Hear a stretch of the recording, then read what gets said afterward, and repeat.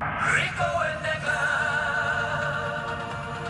Rico and Declan. It's the Rico and Declan College Football Show. Let's go!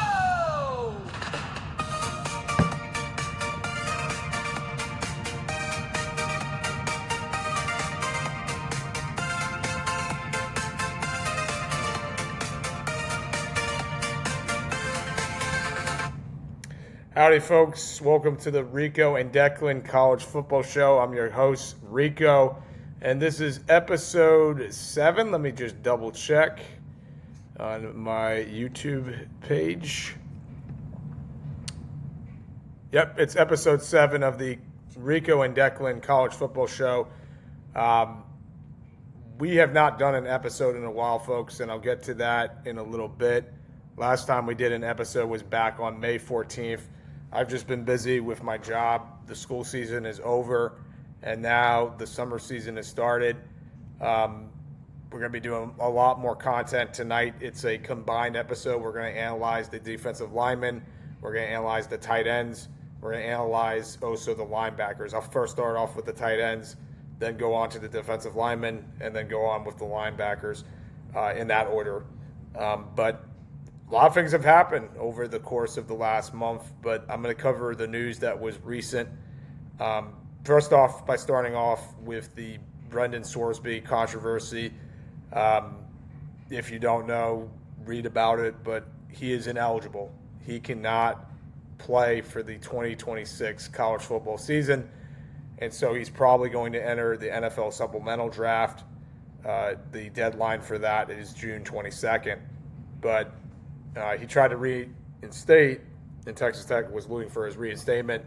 They got denied by the NCAA. This was yesterday or 2 days ago. I made a reel about it when it broke. So this is a big loss for Texas Tech. They do have a good backup. Let me just double check who their backup is.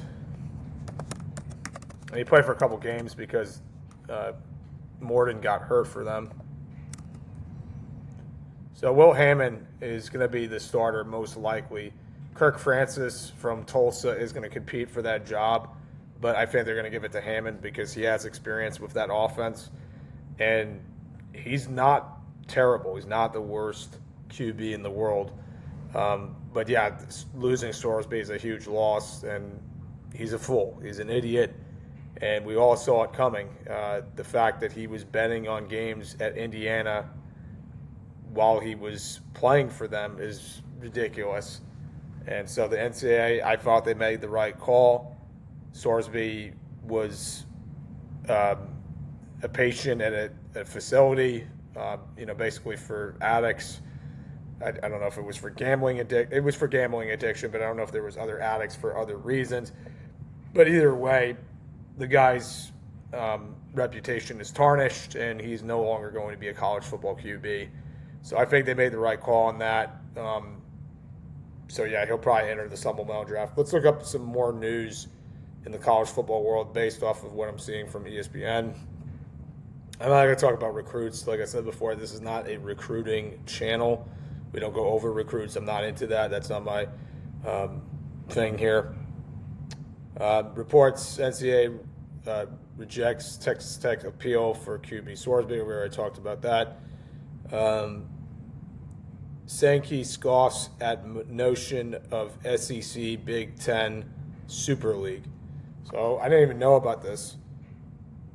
The idea of a Super League not consistent with the truth.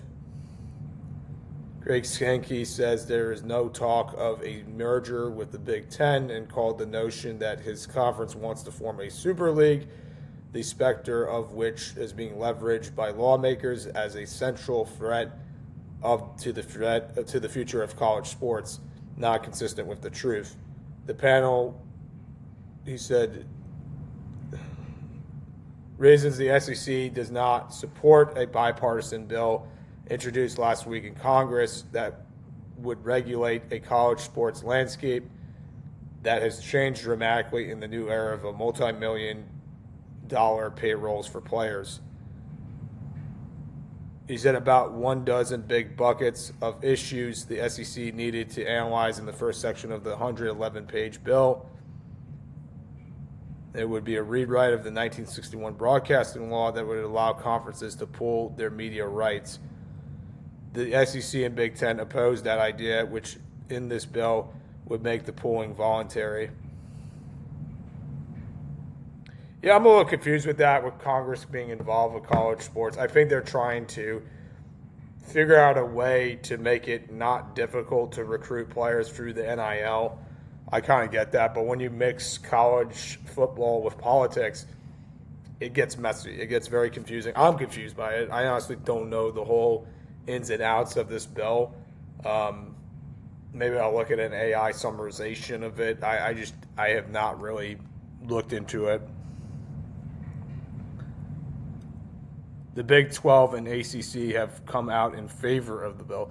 So this has been an issue with the SEC, Big 10, and the ACC and the Big 12. They're just not aligned with one another. One of the each are having issues with the other. It's been an issue for a while. Yeah, I don't really know much about that, so I'm not going to talk about something I don't know much about. I'm not going to waste time on that.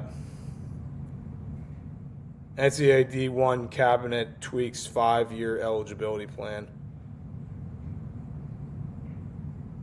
They would have an age-based eligibility model, considering instead made minor adjustments to the proposal Friday.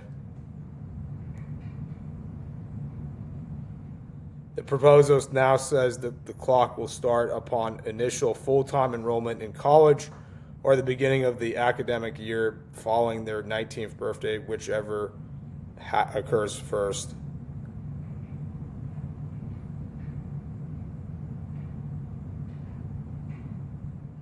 Yeah, I really don't like the fact that you got some 26 to 27-year-olds competing in college sports.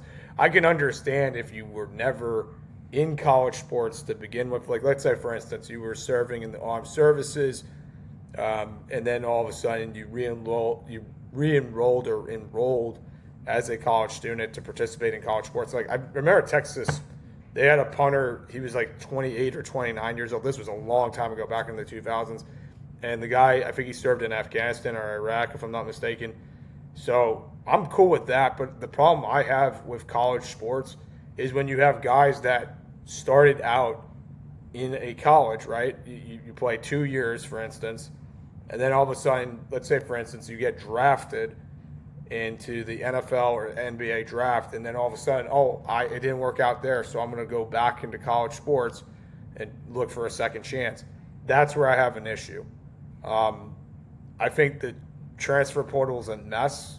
I've talked about this before on this page, but I also don't like the fact, too, that you have guys that are super seniors and then they're graduating or they're staying in college sports until they're 25, 26. That's an issue. So they got to figure that out. I do like the fact, like, after 5 years, you're done. You can't go and enroll for a 6th year or a 7th year, and that's it. Because there's some of these guys that they found loopholes in the systems. Like, Miami had a player, I think one of their tight ends, if I'm not mistaken, he played for like 7 or 8 years. That's an issue. You guys got to figure that out, get that sorted out, and let's not make that a problem for next season. Nussmeier's brother, he declared for Georgia. Again, I'm not talking about commitments or recruits, but I heard he's better than his brother. I've seen some tape with him. He could be a better QB than his brother. Not to say that Garrett was a bad QB, but he was a bit overrated. And then, obviously, he had a terrible last season with LSU. That whole LSU season was a mess, and he didn't even play out the rest of the season. He got hurt. Virginia Tech receives historic $75 million donation. Interesting. It's going towards athletics. Hang on one second.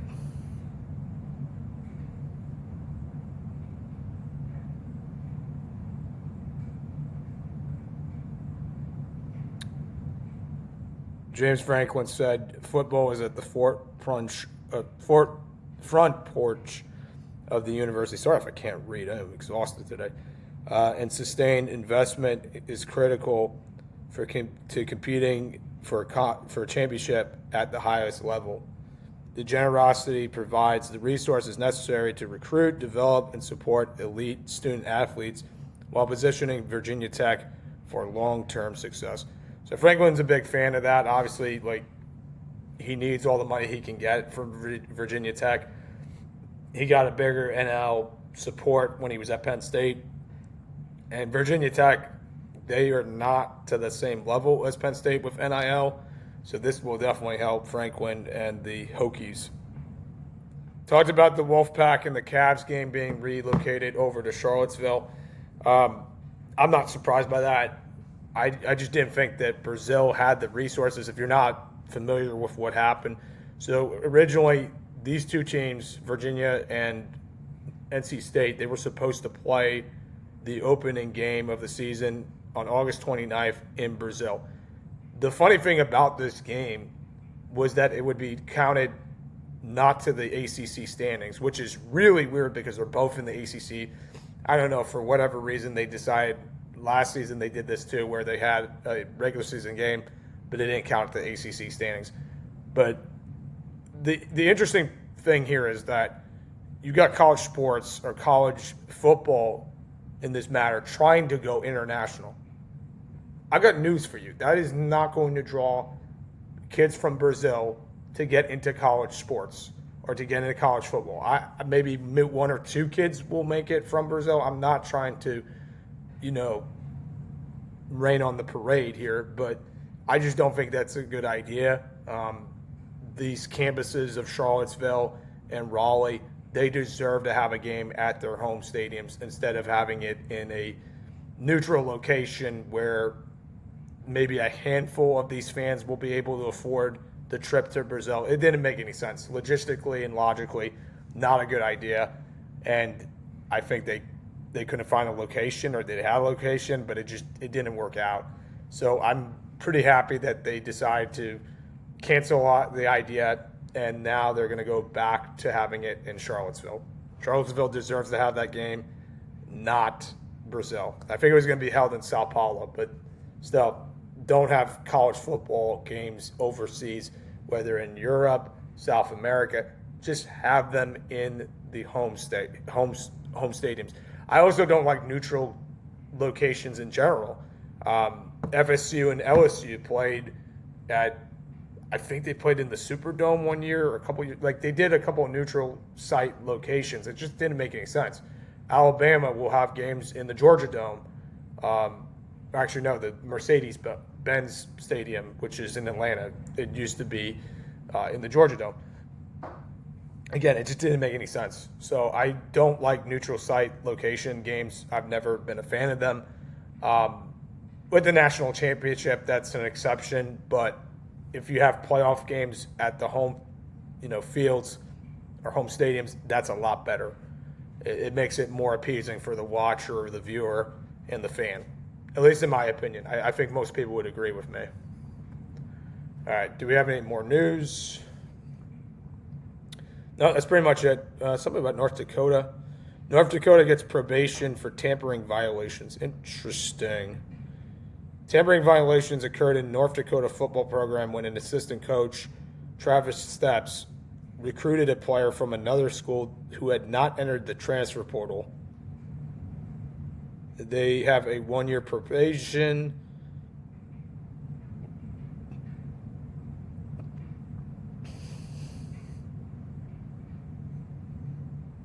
They agreed that Schmidt would not receive penalties. Who is Schmidt?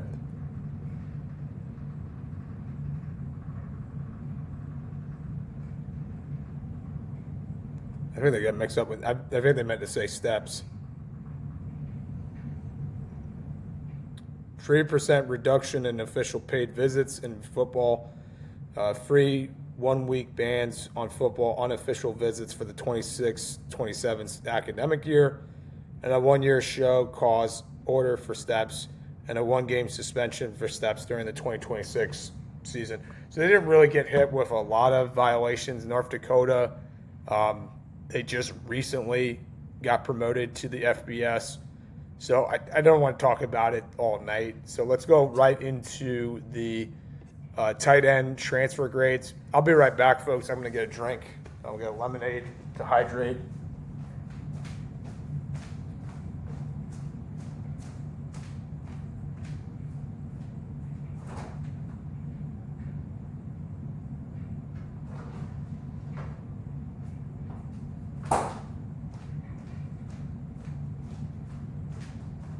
I actually changed my mind. I got Mountain Valley water here. It's the best spring water you can get. They always run out of it at Publix. I don't know about with Whole Foods. All right, much better, much better. I needed that. I'm feeling parched tonight. Anyways, let's go into the tight end transfer portal grades. And we're going to first start off with Luke. What's his name here? Luke Reynolds.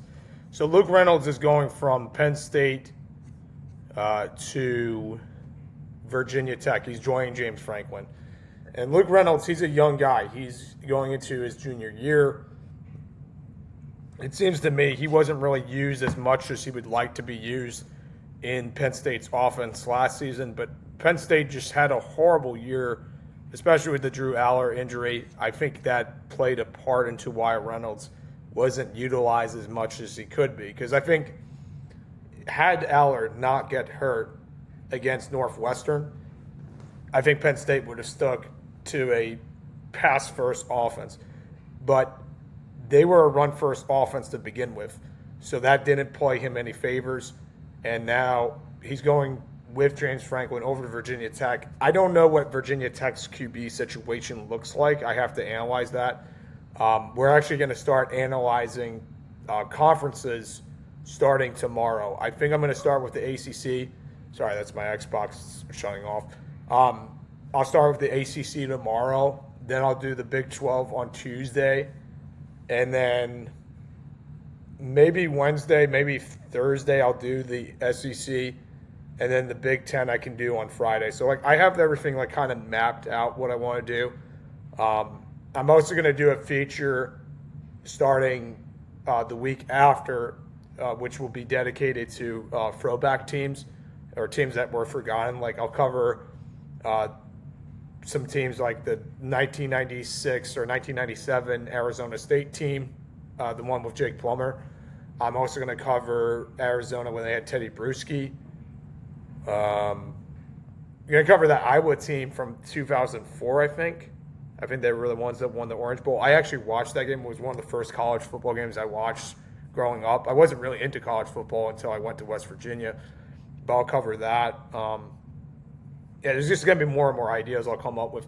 July is going to be a little bit slow in terms of uploading episodes because I'm going to be in Ohio with my wife and my son.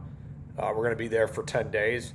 So I'm not going to upload during that time, but I'll be back in mid-July, and then we'll go back to uploading episodes. And then I go back to work on July 30th, but I'll still upload episodes at least once or twice a week. I'll probably just do what I've been doing, do them late at night after my hockey games because I have just more time and the freedom to do that since my job is during the day and not at night. But anyways, let's go back to Luke Reynolds. Last season, he had 26 receptions for 257 yards. He had 0 touchdowns. He had 1 touchdown in his freshman season. And like I said before, I feel like if Aller didn't get hurt, if he doesn't get hurt last season, he's going to go and produce more. So I got to look at Virginia Tech's QB situation. Again, I'm going to analyze Virginia Tech alongside the other ACC teams. We're going to do that all tomorrow. But I'm going to say that this grade for this kid, I'm going to say it's a B plus or a B minus. I'll go with B minus because I don't really know about the QB situation. But he's a big kid. He's 6'4", 250 pounds. He's from Massachusetts. He can only get better. And I think Franklin is going to utilize him a lot more as a Hokie than he was as a Penn State player. So I'll give Luke Reynolds a B plus. All right, next up, we have Benjamin Brahmer. Brahmer is going from Iowa State, joining Matt Campbell at Penn State. Again, if you look at the roster for Iowa State from last season, now most of those guys are going over to Penn State with Matt Campbell, including Brahmer. So Brahmer had a great season. He's going into his senior year. A big kid. He's 6'7", 255 pounds. He had 37 receptions for 446 yards and 6 touchdowns. He was averaging 12 yards per catch. He can only get better. And those stats are pretty good considering how bad Iowa State played last year. Let's look at his stats from the season before. So his freshman season, he had 28 receptions for 352 yards with 2 touchdowns. Sophomore year, he had only 10 receptions for 179 yards and 1 touchdown. I believe he got hurt his sophomore year, but his junior year was his breakout season. Can he play better in the Big Ten than he did in the Big 12? I don't think so. I do think he's a great tight end. I think he could be drafted in the 3rd or 4th round in the NFL draft, depending on how he does and how his health is. But when you're, 6'7", I'm not going to do the meme or the joke. That is an imposing size as a tight end for any football player, in any position. So I think Brahmer will do a lot for Penn State. But again, Penn State, it's basically Iowa State 2.0. You're moving to a different state in a new conference. I just don't think it's going to be that good of a season for this guy. So I'm going to give Brahmer a B-. I feel like there's more upside with Reynolds than Brahmer. And Reynolds is younger than Brahmer. All right, next up, we got Hunter Welching. So Hunter Welching, he's going from Northwestern to Ohio State. He's basically a super senior. He was listed as a senior from last season. And I'm looking at his stats. I guess he played in a junior college in 2023 because he only has from 2024 to 2025. And last season he had 28 receptions, my mistake, for 296 yards and 2 touchdowns. Ohio State has a lot of tight ends, so he might not be the primary tight end. He might be the secondary tight end, but it gives them depth. He could also be a good blocking tight end if need be. He's a pretty big kid at 6'3", 250 pounds. So, again, this is just going to give them more depth at the tight end position. Hang on one second. I got to turn off my screen because my TV's going off.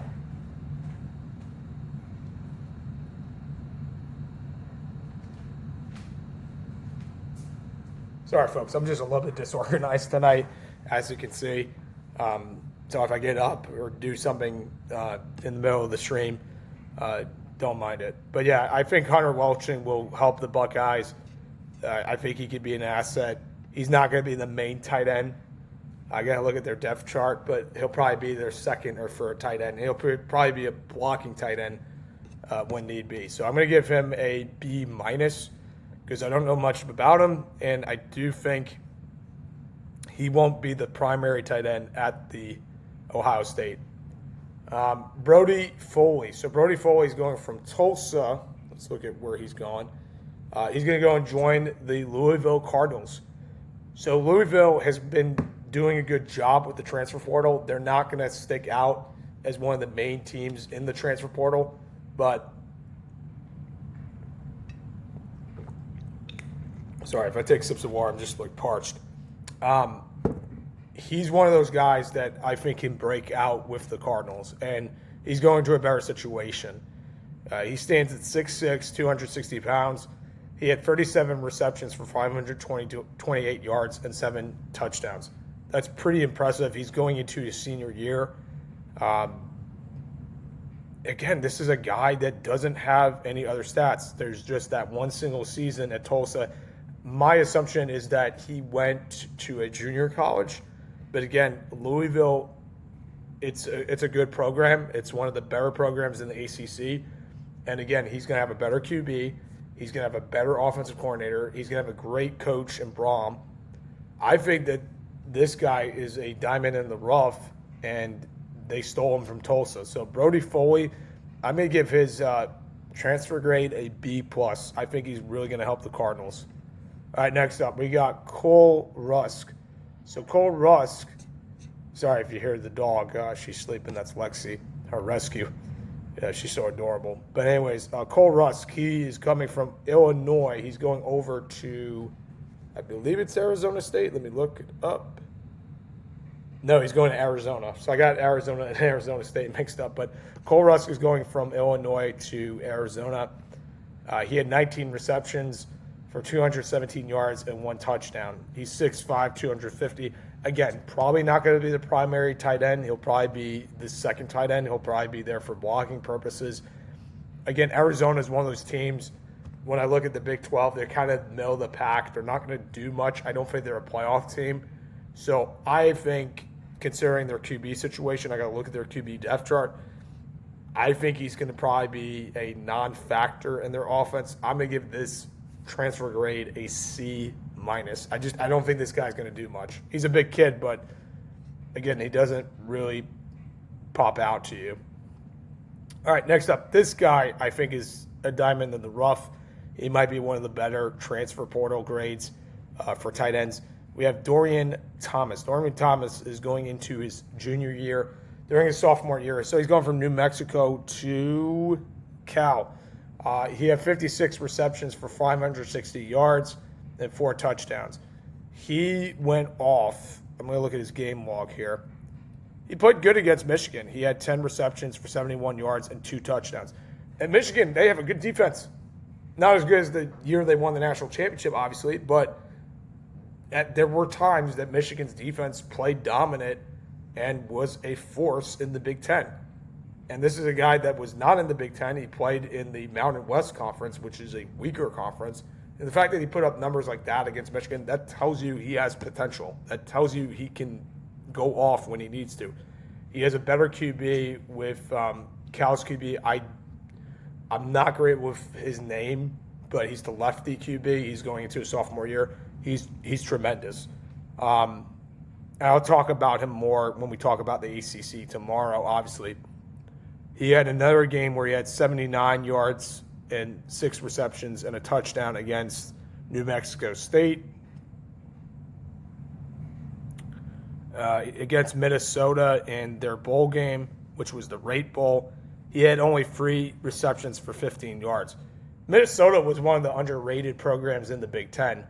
But yeah, Dorian Thomas is going to a better situation. He's going to a Cal offense that can score points. Cal's offense was not the problem last season. It was their defense.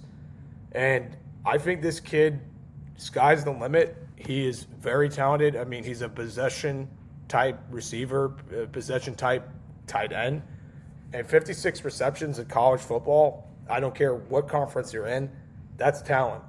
So I think he's just going to go up in terms of his talent, his skill stats, and just everything above. He's just going to go and do better in a better conference. So Dorian Thomas, I'm going to give him a transfer grade of an A-.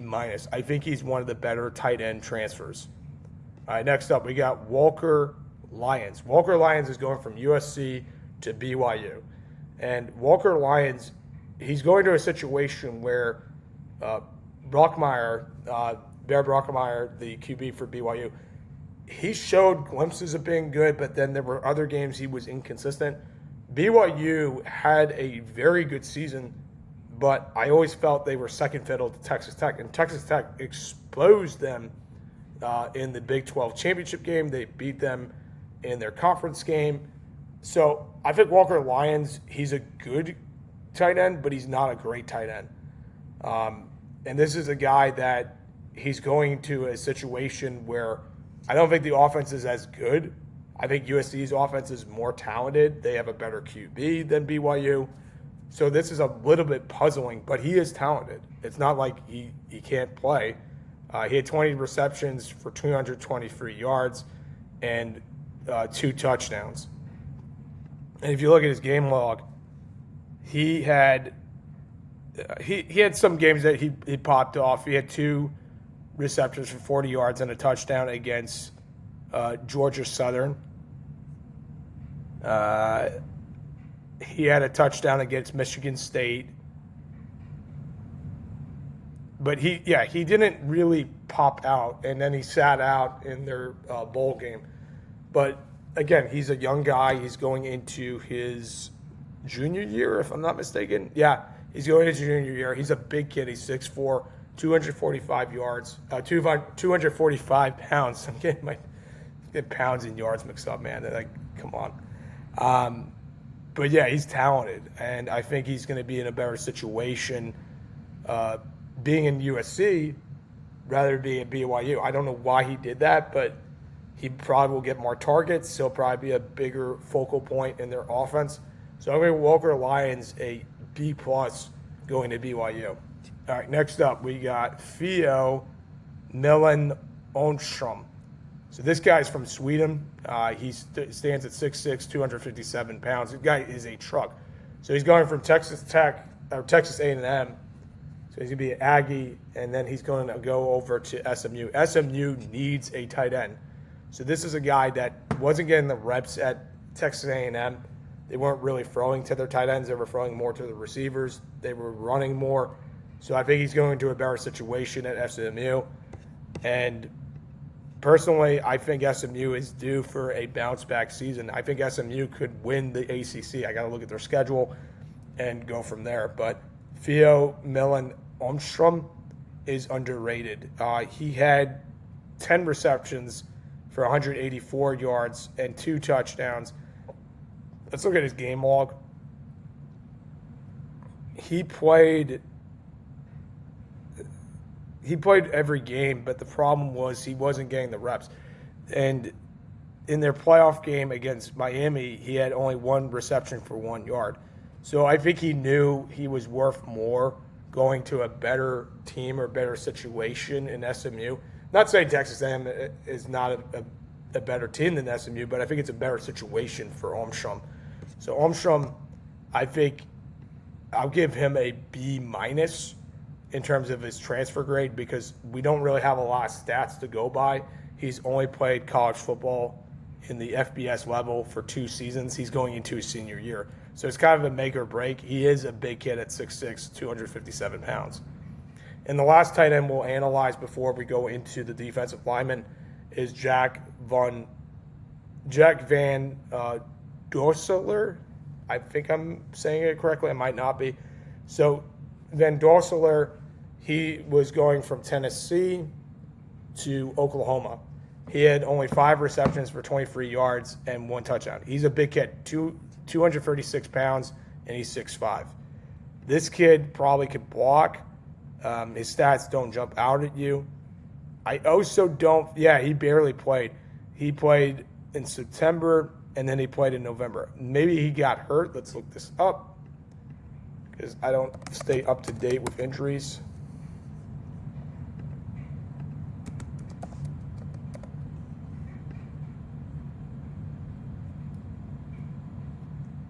He was redshirted in 2023. Or maybe not. Maybe they just didn't want to play him, which is interesting. I don't know much about this kid. I think he's going into a better situation in Oklahoma. He has a better QB at Oklahoma. And, yeah, maybe better situation, I guess. I'll give him a B- because I don't know much about him. All right, let's go on to the defensive linemen. If my computer works. I have an older MacBook, so every once in a while they can mess up. All right, first off, we're going to start off with Princewell Umanmillion. I don't think I'm saying it correctly. Guys, again, I'm not great with names, so I botch names or botch last names. Don't kill the messenger. I have no idea how to say these names. But Princewell, he played at Ole Miss. He had 9 sacks and an interception. He's going into his senior year. He stands at 6'5", 245 pounds. He's leaving the Rebels for LSU. So he's joining Lane Kiffin. This kid is a freak. I've watched Ole Miss play. He stood out on their defense. And this is going to be a big loss for the Rebels. It's a big gain or big add for the Tigers. So again, I think Prince Well could go off at LSU. He had a great junior year. I think he knew he needed one more year to play in the college level to be ready for the NFL. And he actually played at Nebraska. That's crazy. Nebraska had this kid, and they didn't really utilize him that much. I guess he wasn't getting the snaps. He went from 13 tackles and one pass deflection and a half a sack in his sophomore year at Nebraska. And then last year at Ole Miss, his only year at Ole Miss, kid had 45 total tackles and one pass deflection and 9 sacks. So he increased his sack totals almost by 10. He is a very, very talented guy. He's really good off of the edge. And I think that's going to really help Lane Kiffin's defense. I still don't think LSU is going to be a great team. I'll talk about that more when I go over the SEC in another podcast. But this kid is going to be a solid gain for LSU. So I'm going to give Prince Well a A+. I think he's one of the better defensive ends in college football. All right, next up we have Chaz Coleman. Chaz Coleman is going from Tennessee to joining Matt Campbell at Penn State. Chaz Coleman was a 5-star recruit. He has a lot of potential. But what happened last season, and I just read about this. I'm not familiar with his situation, but I got a little bit familiar, through research. He was dealing with vertigo, and that is a very serious situation to look at if you're a college football player or just a person in general. If you have vertigo, it could really alter your day-to-day functions. So he has talent.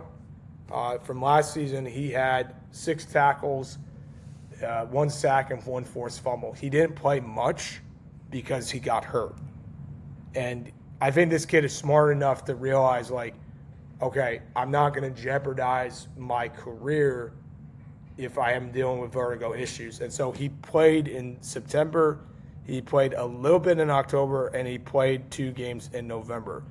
But again, I think that he took time off to deal with those situations that were going on with his physical status.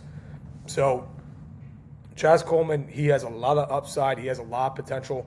I think this was probably the best recruit that Matt Campbell could get in terms of the transfer portal. And he's not from Iowa State. He's from Tennessee. So he played SEC football prior to going over to the Big Ten. So I think this is a huge add for the Nittany Lions. I think he's going to be a solid A+ for the transfer grade. I think he's really, really going to be good. The whole thing is, can he stay healthy? Because if vertigo is the problem, that could be a big issue moving forward. But Chaz Coleman, I'll give him an A+. All right, next up, we got Damian Wilson. Damian Wilson II, he's going from Missouri to Miami. And Miami, they know how to develop defensive ends. His upside is very good. He had 9 sacks and 1 interception. And he really stood out. He had a sack against Oklahoma. He had a sack against Arkansas. He had 2 sacks against Alabama. So this kid is talented. He's 6'4", 250 pounds. He's going into his senior year. I think Miami got one of the better defensive ends in the transfer portal. I give Damian Wilson II an A+. I think that he could be a stud in Mario Cristobal's defense. I don't think he's as good as Ruben Bain, but he's pretty talented. All right, next up we got James Smith. James Smith is going from Alabama to Ohio State. So Smith is going into his senior season. He had, in his junior season, 2.5 sacks, 16 total tackles. Let me see how he did the year before. He did more in his sophomore year. He had only 1 sack. But he's a big kid. He's 6'3", 297 pounds. The games he stood out, let's see his numbers here. He had a sack against Auburn. He had a sack against Tennessee. Tennessee had 7 total tackles. So he does jump out at you some games, other games he doesn't. But he's going to really help Ohio State's defense. Matt Patricia will work wonders with this kid. And Alabama is going to miss out on his presence. I think he's good against the run. And again, he had 2.5 sacks. He could have 3 or 4 sacks next season with the Buckeyes. So I'm going to give James Smith a transfer grade of an A-. I think he's one of the better transfer portal defensive ends. And again, Matt Patricia, he knows what he's doing over there. He did a great job with the Ohio State defense last season. All right, next up we have Mateen Oraguba. So I covered about this guy. I remember when he transferred, he went from Wake Forest to Texas Tech. He's going into his senior season. He's at 6'3", 296 pounds. He had 7 total tackles, 2 sacks, and 1 forced fumble. If you look at his stats, he had only played a single season at Wake Forest before his last season at Wake Forest. So he only 2 seasons in the FBS level. Texas Tech knows how to develop the defensive ends. They know how to develop the defensive linemen. This kid could be a stud in the Red Raider defense. So I think Mateen, there's a huge upside if he stays healthy. I think he can get 4 to 5 sacks in their defense. He might get 8. They've done that before. Their defense was dominant at times last season. And they're not the reason why they lost against Oregon. The reason why they lost against Oregon is because their offense was stagnant at times. It wasn't the defense's fault. So again, Mateen Iberigola, I'm not saying it correctly, but he's going from Wake Forest to Texas Tech. I'm going to give him an A-. We have 2 more defensive linemen, and then we'll cover the linebackers, and then we'll be done with this episode. I know it's a long episode, but again, guys, I'm trying to catch up with the episodes I didn't do in the last couple weeks. Tyon Gray. Tyon Gray is going from Oregon, and he is transferring over to Notre Dame. So he was only a freshman last season. He had 5 total tackles. He's 6'6", 336 pounds. This guy could be a very dominant force in the Notre Dame defense if they utilize him correctly. I think he's going to be good against the run. The Fighting Irish need a guy like this guy, and he can only get better as the season goes along. It's interesting, too. He's labeled as a freshman. However, I'm looking at stats. He did play in 2024. So he's going to have more time to develop, and I guess he was a redshirt freshman last season. That's what my guess is. But, again, he can only get better, and we'll see where he goes from there. So Tyon Gray, I'll give him a B+. I think the Fighting Irish will be pleasantly surprised by his talents.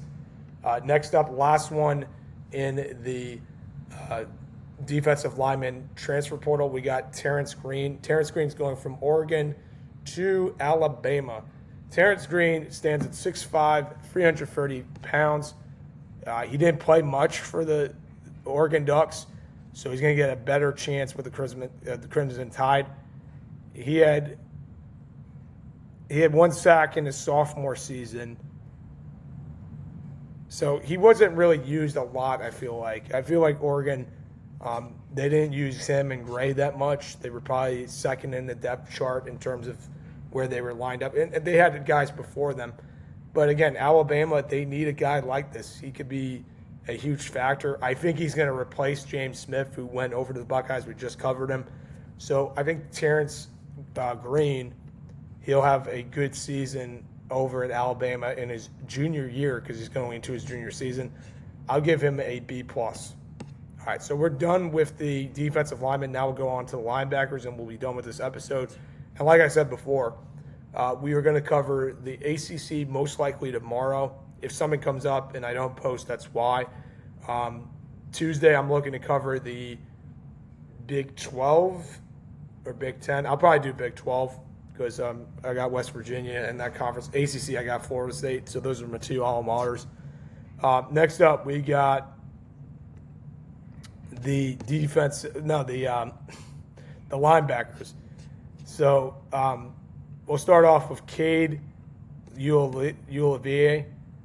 Cade Ulivier is going from Cal to BYU, I believe so, which makes sense. He's from South Jordan, Utah. Stands at 6'1", 235 pounds.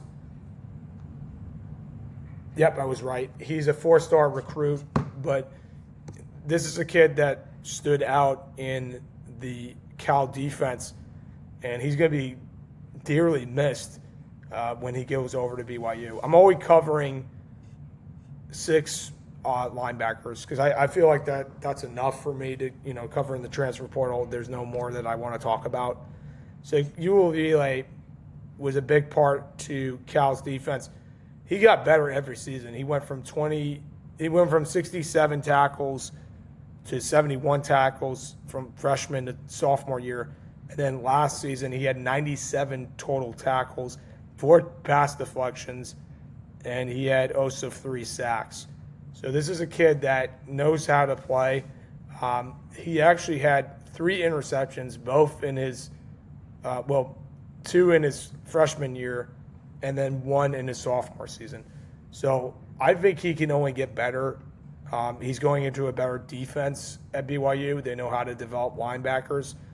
And, he could be a huge asset for them. He had 19 tackles against Virginia Tech and had 2 overtime loss. He also had 2 sacks. So, yeah, he has a lot of stamina. He knows how to play. So I give Cade Ulivier a grade of a A- going over to BYU.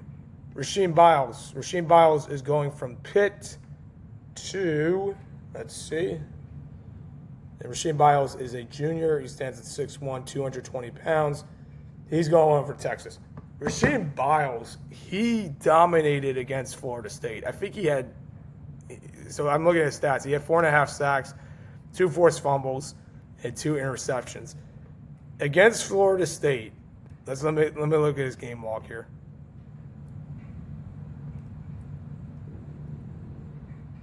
He had 8 total tackles. But I feel like I heard his name a lot. He had a half a sack against Notre Dame. He had 2 sacks against ECU in the Military Bowl. 8 tackles against Miami. He had a sack against Louisville, sack against BC, which is Boston College. And he had 2 sacks against ECU. So Biles, he's going into a better situation. He's going into a better team. Texas is one of the excuse me. Texas is one of the better teams in the SEC, and I think they're a favorite to win the SEC. I have them right up there with Georgia and Alabama. I got to look at their schedule, but I think he's going to be a huge asset for their defense. And he's kind of a diamond in the rough. He's going into the senior season, and he's a really good linebacker. From what I saw against Florida State, because I didn't really watch Pitt games. I'm a West Virginia alum, so I'm not a Pitt fan. But he stood out. So he's talented. He can only get better. And, again, he's going into a better situation with Texas. I'll give this transfer portal grade for Rasheem Biles A- because Texas is going to be good this year. Watch. All right, next up, we got Sammy Osamgio. I think that's how you say it. Sammy's going over from Oklahoma to UCLA. He had 28 solo tackles and 2 sacks with the Sooners last season. He's going into his senior year, just like Biles. Weird change of pace. He's going from the SEC to the Big Ten. And I don't think UCLA is going to be that good next season. They have a very weak roster, especially on defense, but maybe he'll stand out for them. He stands at 6'1", 235 pounds. He had I'm looking at his stats right now. He's gotten better every season. And let's look at his game log here. He had half a sack against South Carolina, half a sack against Michigan, and he had a sack against Illinois State. So he doesn't get a lot of tackles. I think this guy needs to get a better chance or a better opportunity at UCLA. Maybe he didn't play a lot of snaps over at Oklahoma. Who knows? But maybe this will be a better opportunity for him. We got 3 more linebackers to cover. Next up, we have Caleb Bacon. Hang on one second, guys. I'm going to take a little water break.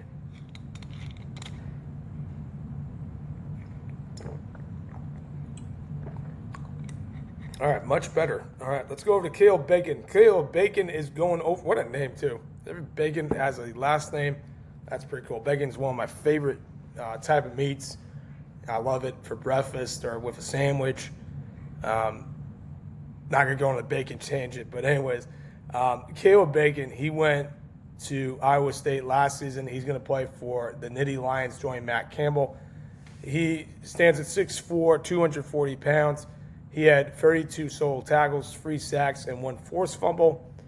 And let me look at his stats. Bacon played at Iowa State all of his 3 seasons. He's going into his senior year. He actually regressed a little bit last season. He had the same amount of sacks in his sophomore year as he did in his junior year. He actually had less tackles. He had more total tackles, my mistake, in his junior year. But again, you're seeing a guy that's going from a weaker conference to a better conference. I just don't have high expectations for Penn State and Matt Campbell there. I don't think it's going to last. I'm one of the doubters. But those are 2. The side note with Penn State, they changed their sponsorship from Nike to Adidas. They were with Nike. They were partnered with Nike from 1993 up to 2026. That's a long partnership. So I think that's interesting that they severed ties with Nike. I guess that, the deal fell through. But anyways, Caleb Bacon going to a better conference. I just don't think Iowa State 2.0 in Penn State is going to work. I mean, maybe they could surprise me. Maybe they could doubt me. But I'm a doubter of them, and I just don't think it's going to work out. So I think Caleb Bacon, his transfer grade in the portal is a B-.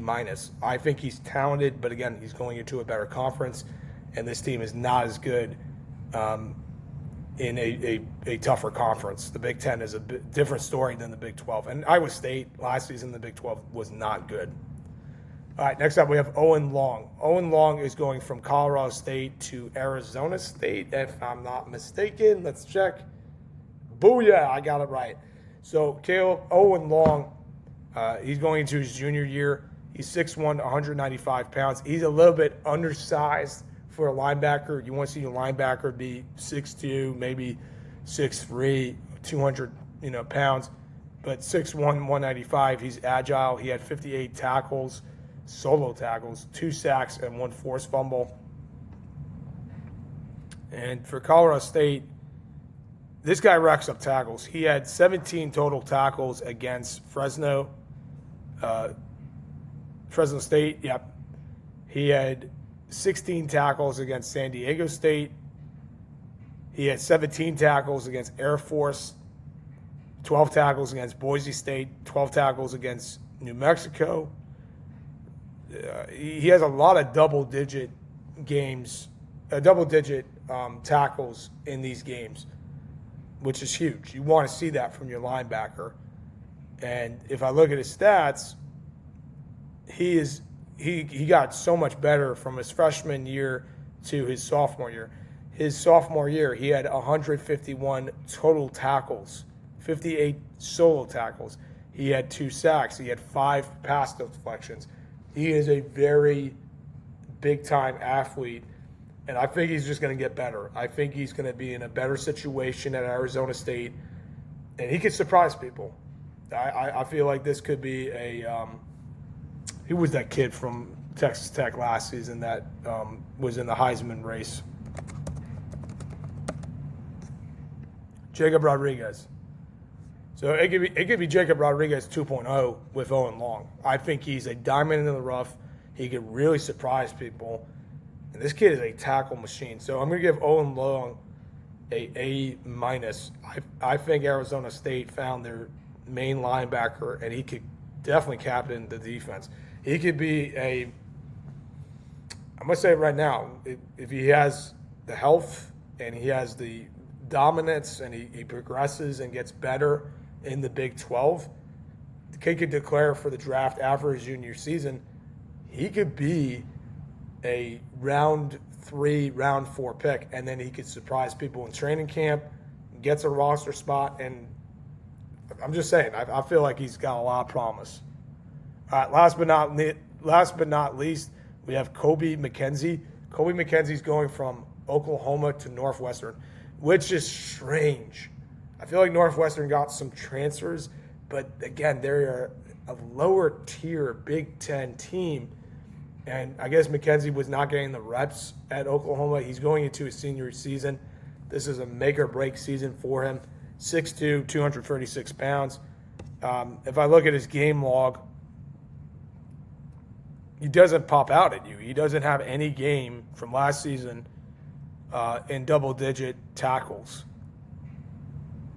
And he had only 1 sack, and that was against South Carolina. That's not saying much. South Carolina was terrible. Sellers was terrible. The team sucked. So Kobe McKenzie, if I'm looking at his stats, he's gotten better each season. He went from 22 tackles his freshman season to 30 his sophomore season. But then last season, he had only 32 tackles. And I'm looking at these game stats. I think, he played every game, but maybe he didn't get the snaps. Maybe he didn't get as much opportunities as he should. But I feel like he was not that good for Oklahoma. So him going to Northwestern, he'll probably get more reps, but the team is not as good. And again, they're a lower tier Big Ten team compared to Oklahoma, which is a mid-tier. Maybe they'll get in the playoff again. I doubt it. I think last season was a farce, but we'll see how it goes. But McKenzie, I'll give him a C minus. I just don't see him producing for the Wildcats. All right, so folks, that is it with episode 7. It's going to be uploaded to YouTube tomorrow. I'm streaming this right now at 10:15 at night. We finished it, almost an hour in our podcast. Again, like, comment, and subscribe. That helps our page. We're going to cover the ACC tomorrow. If something comes up, I'll let you guys know through Instagram. Again, it's the Rico and Declan College Football Show on Instagram, YouTube. We also have a Twitter page. I'll do that during the season. I don't post as much. I'll post the episodes after they're uploaded to YouTube onto the Twitter page.